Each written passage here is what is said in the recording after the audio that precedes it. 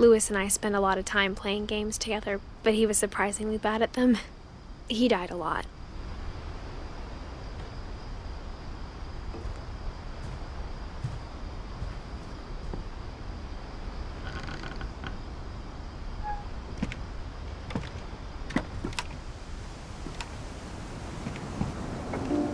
On the way back from Lewis's funeral, my mom told me to start packing.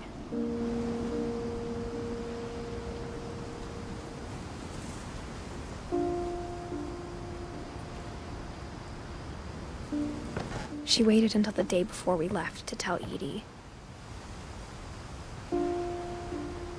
I'm not sure if she wanted to make it easier or harder.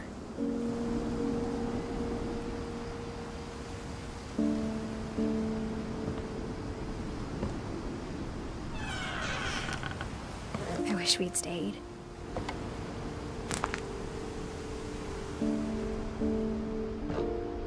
But I understand why we left.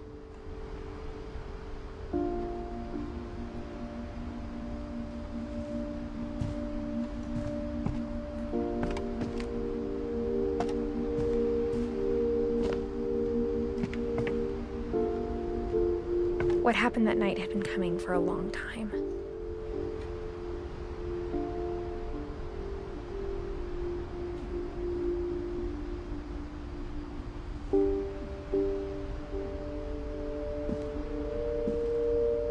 Maybe it should have come sooner.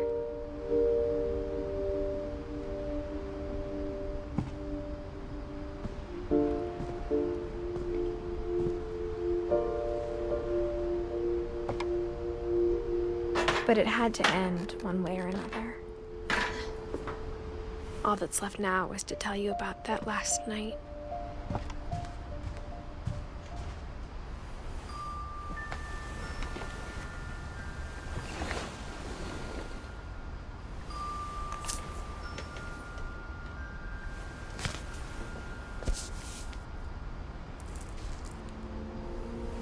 That whole last day, Edie just watched us pack and didn't say a word.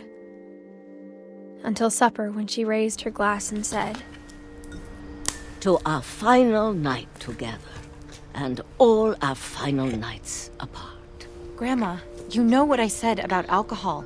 Some of your medications are very Edith, specific. I left a present for you in the hallway. Why don't you go open it? The grown-ups have to argue now. I'm sorry, you're right. We're all leaving tomorrow. Let's just enjoy our last... I'm not leaving. Edith, you're excused.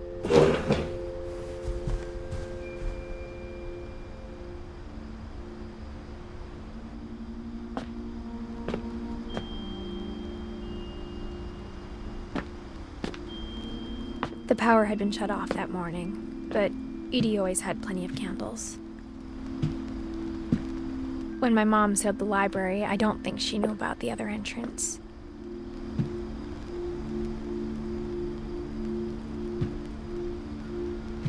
Or that Edie had a key to it.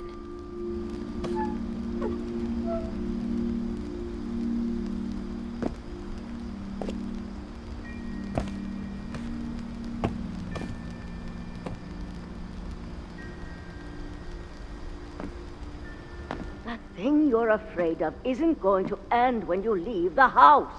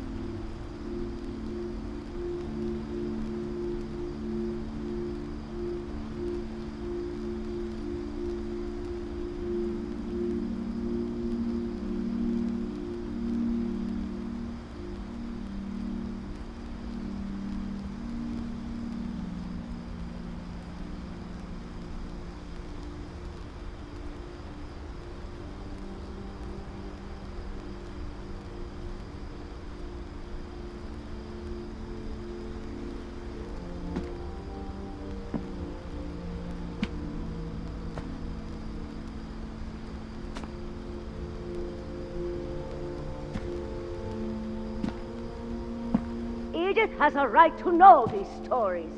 My children are dead because of your stories!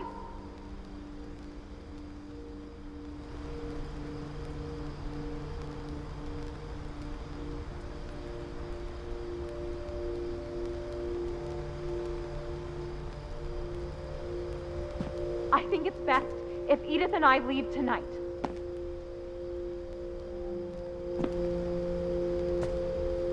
We'll have the nursing home send a van for you in the morning, okay?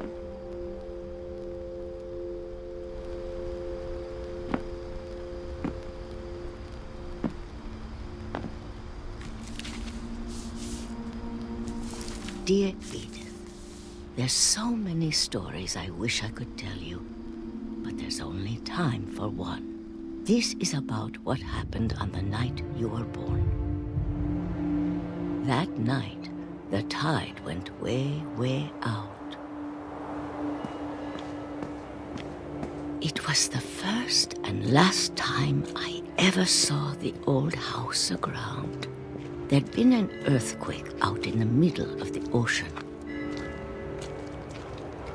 They called it the lowest tide in 1,000 years. God, it smelled awful. You know, I've seen that house every day of my life.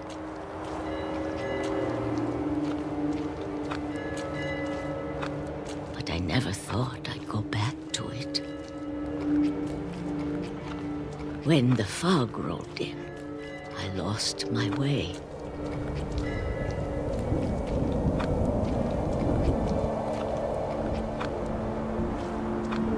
I got turned around.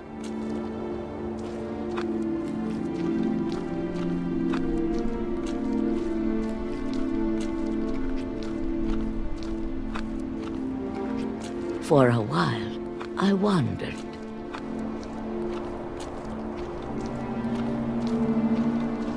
I started seeing things.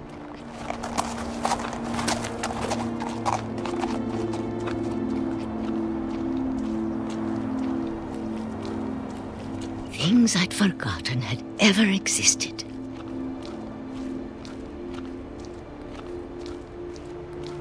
But when I saw them, they felt like old friends.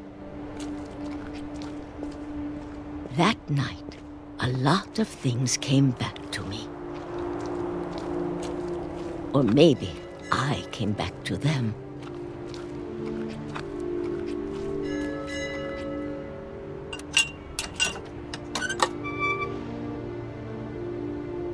Things I can't explain, but that I need you to try and... Edith, what are you doing in here?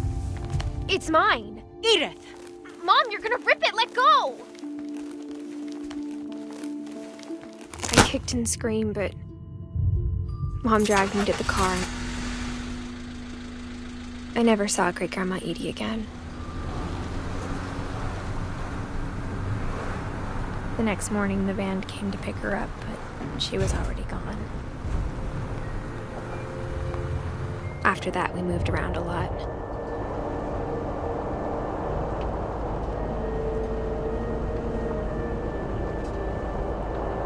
We both tried to make the best of it.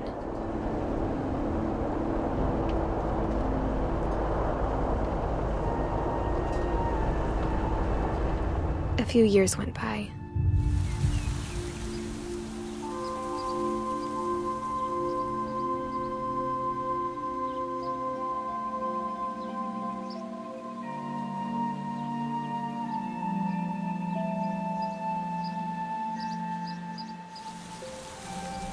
My mom didn't like to talk about it, but she started getting sick a lot. The rest happened pretty quickly.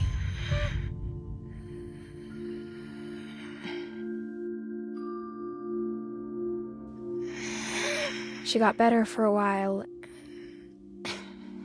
and then she didn't. And then I was alone. The last Finch left alive.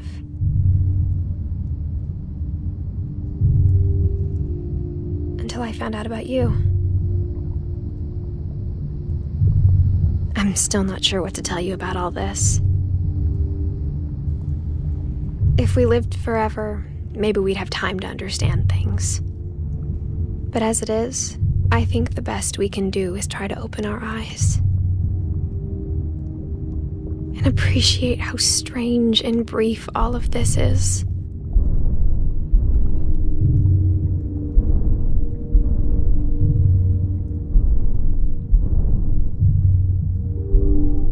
This journal was supposed to be for you. But now I hope you'll never see it. I just want to meet you and tell you all these stories myself. But I guess if you're reading this now, things didn't work out that way.